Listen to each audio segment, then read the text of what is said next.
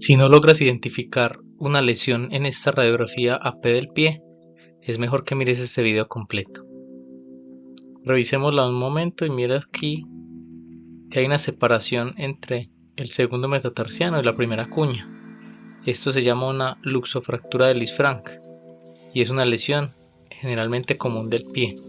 Así que para que no se te pase esto y puedas aprender más sobre lectura de rayos X del pie, bienvenido.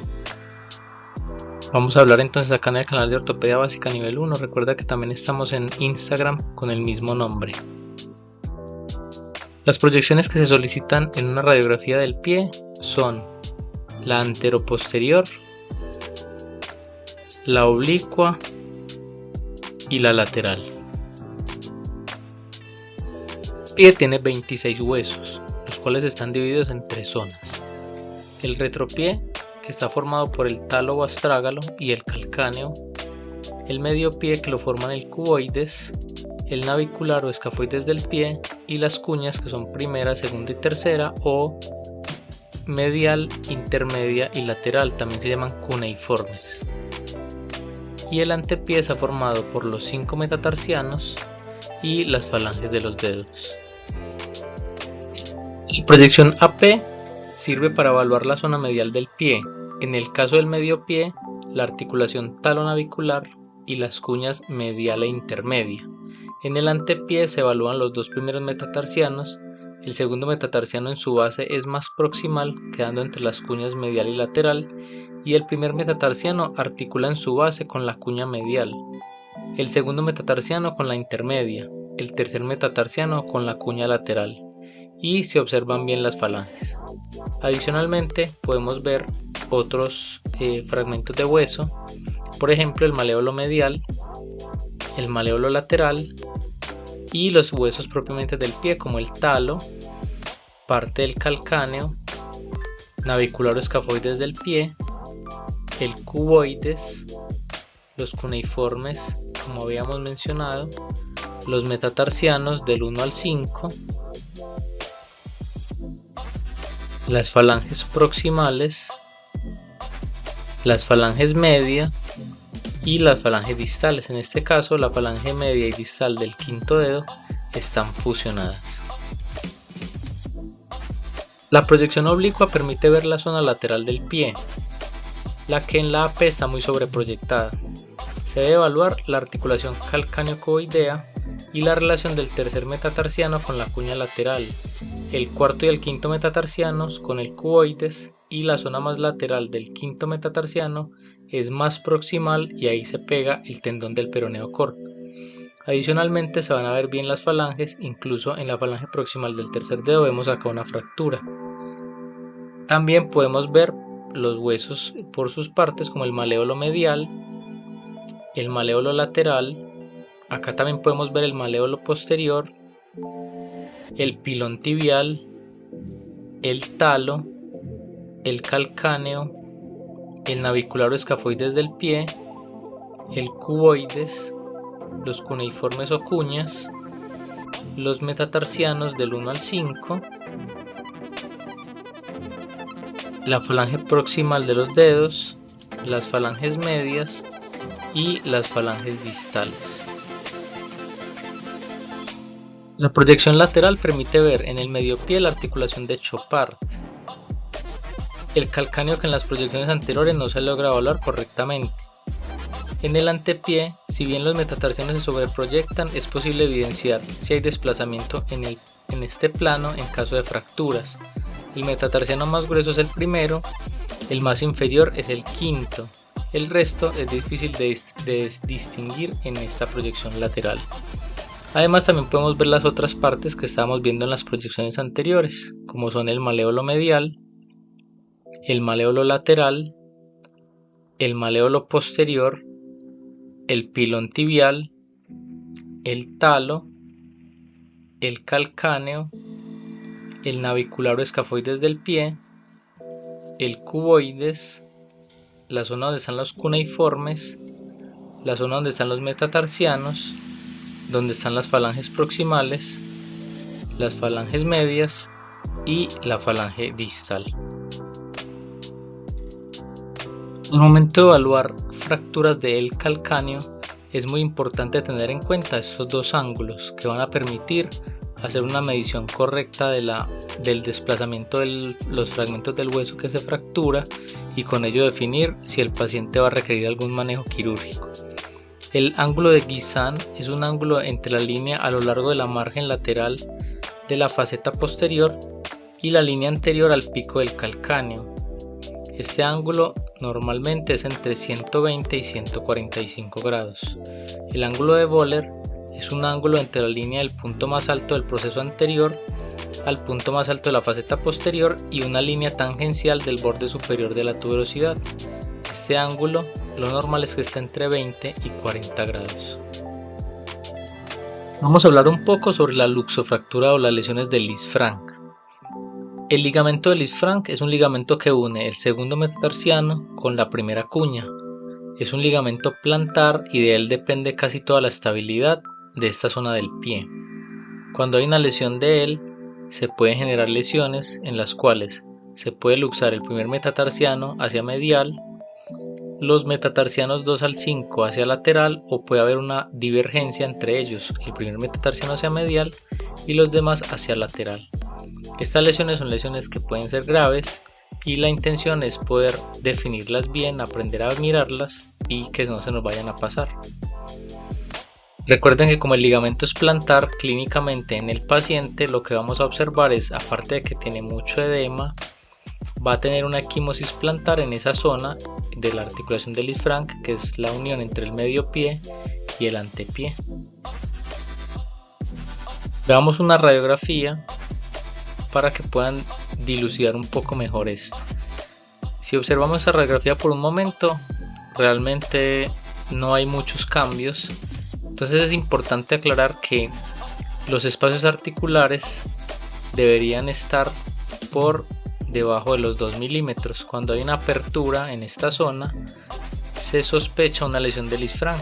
En el momento en que eso pasa, podemos hacer exámenes complementarios como una tomografía en la cual ya vamos a ver una mayor separación entre, en este caso, este es el primer metatarsiano, esta es la primera cuña, este es el segundo metatarsiano y ahí donde está el ligamento hay una fractura y adicional hay una separación de los huesos, teniendo una luxofractura de Lisfranc, que en este caso es sutil y es muy importante poderla diagnosticar. Si estamos en un pueblo y no tenemos la ventaja de tener tomografía, si el paciente lo puede hacer, es posible realizar una radiografía AP del pie y lateral con apoyo monopodal. Acá vemos una lesión de Lisfranc que es un poco más clara. En la radiografía AP, digamos, no es tan clara, se ve un poco de apertura del espacio como lo pueden ver acá y siempre se ve una radiolucidez como en toda la zona articular. Pero una vez llegamos a la proyección oblicua, es muy claro que hay una separación entre todos los metatarsianos. Esto es una lesión de Lisfranc mucho más grave que la que estamos viendo anteriormente y como les digo, la idea es complementar con tomografía para definir el manejo quirúrgico del paciente. Vamos a mirar ahora cuáles son las articulaciones que podemos ver en una proyección anteroposterior del pie. Se puede ver parte de la articulación del tobillo, se puede ver la articulación de Chopard, que es la unión entre la articulación talonavicular y calcáneo-cuboidea, la articulación de Lisfranc, que es como la unión de la articulación navículo-cuneiforme y cuboideo-metatarsiana, las articulaciones metatarsofalángicas, que son 5, y las articulaciones interfalángicas.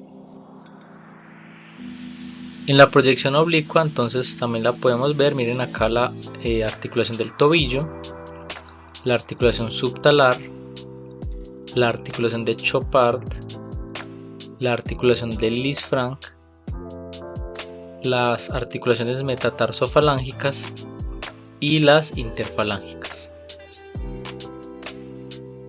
Y en la proyección lateral también tenemos acá la articulación del tobillo, la articulación subtalar que se ve mucho mejor en esta proyección, la articulación de Chopard que se ve, como habíamos dicho anteriormente, es la proyección en la cual se ve mejor, la articulación de Lisfranc, que es esta zona de acá, que en esta proyección, cuando hay luxofracturas del isfranc, podemos ver los metatarsianos normalmente hacia el dorso, las articulaciones metatarsofalángicas e interfalángicas.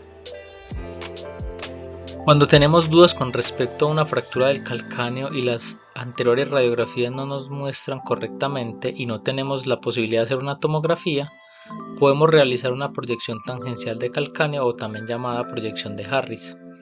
Acá podemos ver, por ejemplo, el talo, la articulación subtalar, el maleolo medial, el quinto metatarsiano y partes del calcáneo muy importantes como son el sustentaculum talis, el proceso medial, el proceso lateral y la tuberosidad. Cuando hay fracturas de calcáneo en esta proyección, generalmente se pueden ver adecuadamente. Los sesamoideos son estructuras óseas que surgen dentro de un tendón. Su función es proteger y dar ventaja mecánica a dicho tendón. Los huesecillos accesorios surgen de centros de osificación accesorios no fusionados. Normalmente no generan síntomas, pero en algunos casos pueden favorecer cambios degenerativos, síndromes dolorosos por pinzamiento de los tejidos blandos o también se pueden fracturar. Pocas veces requieren estudios adicionales como tomografías o resonancias magnéticas. Y no olvidemos que los sesamoideos además pueden tener alteraciones de las osificaciones y generar sesamoideos bipartitos, tripartitos o multipartitos, que uno muy visto de ellos es la rótula. Podemos encontrar rótulas bipartitas, y para ver más detalle de esto te invito a que veas el video sobre lectura de radiografía de rodilla acá en este mismo canal.